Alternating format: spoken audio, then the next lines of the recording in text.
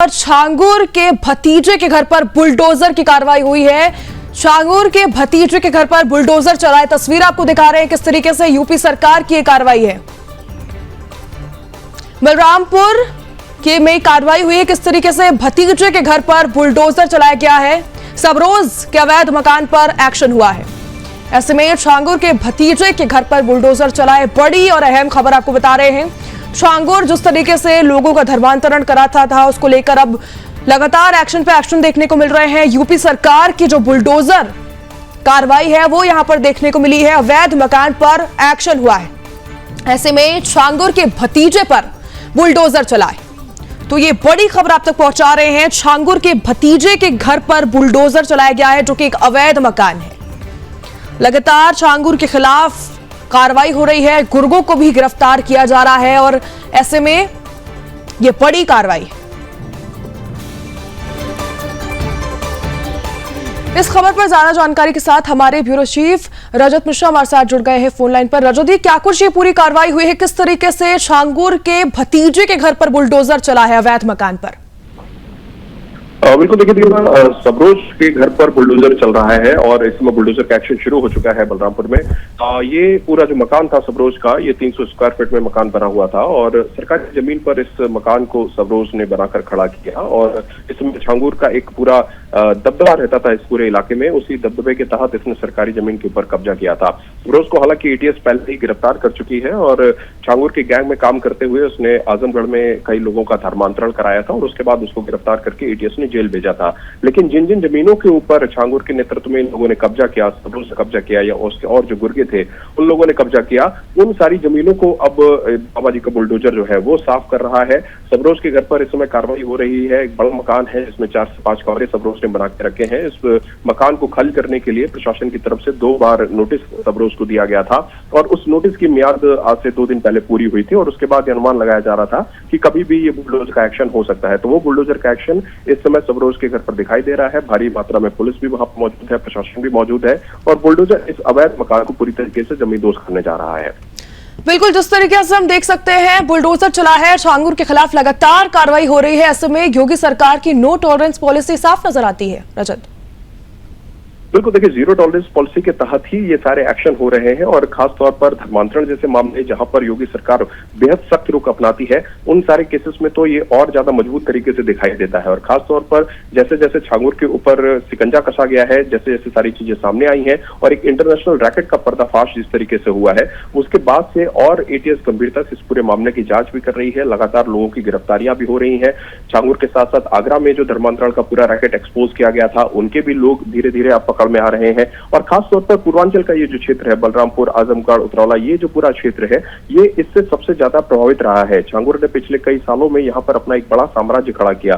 छांगुर की जिसमें कोठी ढाई गई थी, उसमें भी बहुत बड़ा एक आलिशान मकान, बहुत बड़ी बड़ी चीजें वहां पर निकल के सामने आई थी और यहाँ तक कि अंतर्राष्ट्रीय स्तर की चीजों को वहां पर लगाया गया था। मतलब इंटरनेशनल चीज स्टैंडर्ड के आधार पर वो पूरा मकान बनाया गया था। तो उसी के तर्ज पर उसके गुर्गों ने भी सरकारी जमीनों के ऊपर कब्जा किया और जमीनों पर कब्जा करके अपने मकान बनाए थे। तो उन्हीं मकानों को अब ये योगी का बुलडोजर तरीके से ढहा रहा है। सबरोज के ऊपर एक्शन हो रहा है। सबरोज के साथ साथ उसके अलावा जो अन्य लोग गिरफ्तार हुए हैं, उनकी भी ये कागजी पड़ताल की जा रही है कि क्या उन्होंने भी किसी तरीके की सरकारी जमीन के ऊपर कब्जा करके बनाया था।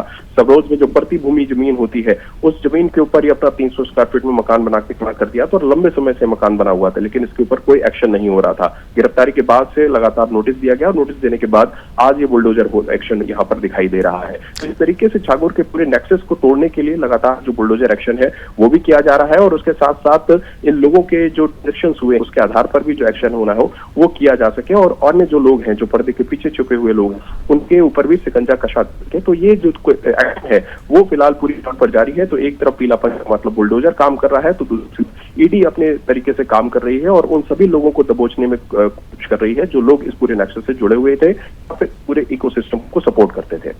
बिल्कुल, जिस तरीके से आप बता रहे हैं, जानकारी जो हमें मिल रही है, किस तरीके से जो एक्शन है वो लिया जा रहा है। इससे पहले 3 बार नोटिस भी दिया गया था।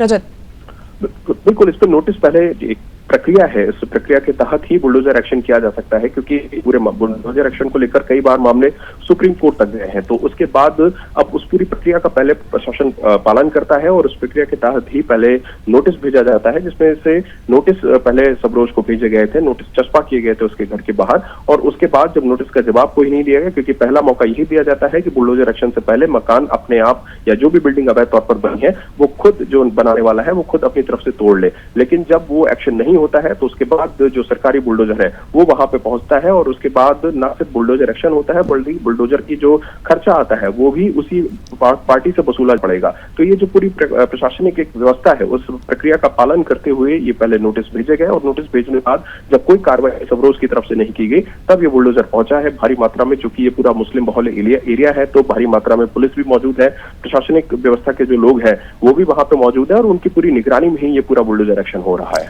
बिल्कुल बिल्कुल रजत, हम आगे क्या कुछ कार्रवाई देख सकते हैं, क्योंकि लगातार कार्रवाई हो रही है, बुलडोजर कार्रवाई हुई है और लगातार गिरफ्तारियां भी हो रही है, गुर्गों को पकड़ा जा रहा है, तो हम आगे और क्या कुछ कार्रवाई देख सकते हैं? देखिए, ये कार्रवाई जो एक्शंस हो रहे हैं धर्मांतरण गैंग के ऊपर, ये मल्टी लेवल पर हो रहे हैं। एक तरफ प्रशासन अपने स्तर से कार्रवाई कर रहा है, जिस तरीके से हम देख रहे हैं कि बुलडोजर एक्शन हो रहा है, दूसरी तरफ ईडी जो अकाउंट्स है उनके डॉट्स को कनेक्ट कर रही है, वो वहां पर अपने स्तर से कार्रवाई कर रही है। एटीएस भी लगातार छापेमारी करके उन सभी लोगों को गिरफ्तार कर रही है जो पूरे देश में इस तरीके के नेक्सस से जुड़े हुए थे, काम कर रहे थे। तो ये तमाम अलग अलग स्टेप्स पे ये जो पूरा एक्शन है ये दिखाई दे रहा है, और लगातार इसको इनहेंस किया जा रहा है, बढ़ाया जा रहा है, ताकि जो लोग छुपे हुए हैं, क्योंकि बार बार ये बात सामने आ रही है कि हर जिले में छांगुर का नेटवर्क था, छोटे छोटे तहसीलों तक छांगुर पहुंच चुका था, और वहां पर इस तरीके से पैसा देके प्रलोभन देके धर्मांतरण कराया जा रहा था। तो वो जो जिलों जिलों तक नेक्सस पहुंचा था, उस नेक्सस में काम करने वाले लोग कौन थे और वो कौन कौन लोग थे जो पैसा लेकर हिंदू लड़कियों को बरगलाते थे और प्रलोभन देके उनका धर्मांतरण कराते थे। तो वो जो स्लीपर सेल्स थे, उन स्लीपर सेल्स को पकड़ा जाए, उन लड़कों को पकड़ा जाए जो इस तरीके के गैंग में शामिल होकर इस तरीके के काम को अंजाम दे रहे थे। तो ये जो पूरा एक कार्रवाई है, जो बड़े एक्शन के तौर पर देखी भी जा रही है, और ये लंबी चलेगी कि इसमें भी बहुत से लोगों का पकड़ा जाना बाकी है। खासतौर पर मनी लॉन्ड्रिंग में जो लोग शामिल थे उन लोगों का पकड़ा जाना बाकी है, और जो लोग पीछे से बैठकर इस पूरे इकोसिस्टम को फाइनेंशियल सपोर्ट दे रहे थे उन लोगों का पकड़ा जाना भी बाकी है। तो ये सारी चीजें जो है वो हो रही है। ईडी छांगुर को भी रिमांड पर लेने जा रही है, और उसके बाद छांगुर से भी सीधे तौर पर ईडी भी पूछताछ करेगी। तो उसके बाद परत दर परत जैसे ऐसी चीजें सामने आती जाएंगी, वैसे वैसे गिरफ्तारियां निश्चित तौर पर बढ़ती जाएंगी। बिल्कुल, जिस तरीके से बहुत बड़ा नेटवर्क है जिसका खुलासा लगातार हो रहा है, तो ऐसे में क्या कोई और भी अवैध अतिक्रमण जो है, अवैध कब्जा जो है हमें देखने को मिल सकता है? क्योंकि ये जो बुलडोजर कार्रवाई हुई है, बड़ी कार्रवाई हुई है, और ऐसे बहुत सारे खुलासे हो सकते हैं क्योंकि नेटवर्क बहुत बड़ा था। बिल्कुल, देखिए, जहां जहां इस तरीके के अवैध अतिक्रमण है उन सभी जगहों पर प्रशासन अपनी तरफ से नोटिस भेज रहा है। क्योंकि ये सारी जमीनें सरकारी जमीनें हैं, तो इसलिए इनकी पैमाइश पहले करानी होती है, और उसके बाद ही ये किया जाता है कि ये जो बिल्डिंग बनी है या कोई ढांचा खड़ा किया गया है वो अवैध तौर पर खड़ा किया गया है। तो निश्चित तौर पर जैसे जैसे क्योंकि नेटवर्क बहुत बड़ा है, तो निश्चित तौर पर बहुत सारे गुर्गे हैं, उन लोगों ने जगह जगह जमीनों पर कब्जा किया है। प्रशासनिक सहयोग पहले मिलता रहा, पुलिस सहयोग मिलता रहा, अधिकारियों ने सहयोग किया, और उन सबके दम पर जमीन पर कब्जा किया गया, और सरकारी जमीनों को खत्म करके उनके ऊपर अपने घर खड़े कर दिए गए। तो उन सभी गुर्गों तक पहुंचना, उनकी जमीनों की पहच कराना, और उसके बाद उनके ऊपर बुलडोजर एक्शन करना, ये एक सतत प्रक्रिया है जो लगातार चलती रहेगी। जैसे जैसे इस तरीके की जमीनें सामने आती जाएंगी, जो सरकारी जमीनें थी जिनके ऊपर इन लोगों ने कब्जा किया, उनके ऊपर इस तरीके का बुलडोजर एक्शन हमको देखने को मिलता रहेगा। बिल्कुल, हमने देखा था कितना बड़ा जो नेटवर्क है, छांगुर का नेटवर्क है, और कितने सारे लोग इसमें शामिल हैं जो धर्मांतरण की प्रक्रिया को अंजाम देते रहे।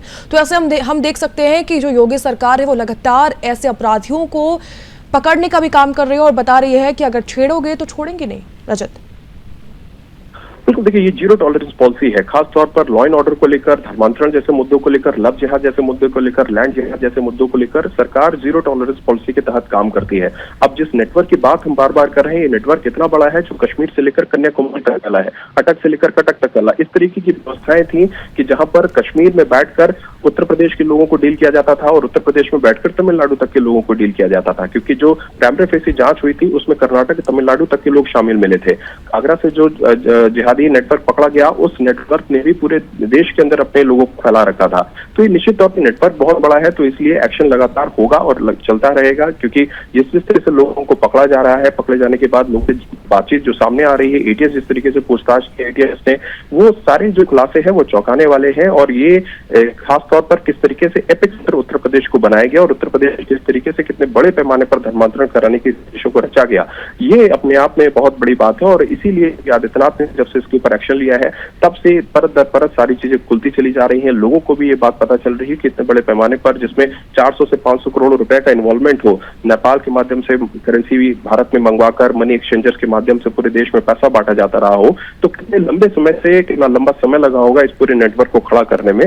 लेकिन 2017 से पहले की जो सरकारें थी उन्होंने इसके ऊपर कोई ध्यान नहीं दिया और इसी के कारण ये नेटवर्क इतना बड़ा होता चला गया। अब जैसी चीजें सामने आई हैं, जैसे जैसे एक्शन हो रहा है, पुलिस का एक्शन हो रहा है, वैसे वैसे ये सारी चीजें एक्सपोज होती चली जा रही हैं। तो निश्चित तौर पर ये एक लंबा चलने वाला एक्शन है और योगी सरकार ने ये तो साफ कर दिया है कि धर्मांतरण और लव जिहाद जैसे विषयों के ऊपर कोई छूट नहीं दी जाएगी, किसी प्रकार का कोई टॉलरेंस नहीं बरता जाएगा। जीरो टॉलरेंस पॉलिसी है, सीधे तौर पर कानून व्यवस्था से खिलवाड़ करने वालों के ऊपर एक्शन होगा और वो एक्शन लगातार दिखाई दे रहा है, चाहे एटीएस एक्शन कर रही हो, ईडी एक्शन कर रही हो, यहाँ पे बिल्कुल रजत, जिस तरीके से आपने हमें जानकारी दी है, छांगुर के जो गुर्गों हैं इन पर लगातार कार्रवाई हो रही है और जिस तरीके से बुलडोजर की कार्रवाई हुई है, नो टॉलरेंस नीति दिखती है। धन्यवाद, आपने हमें तमाम जानकारी दी है।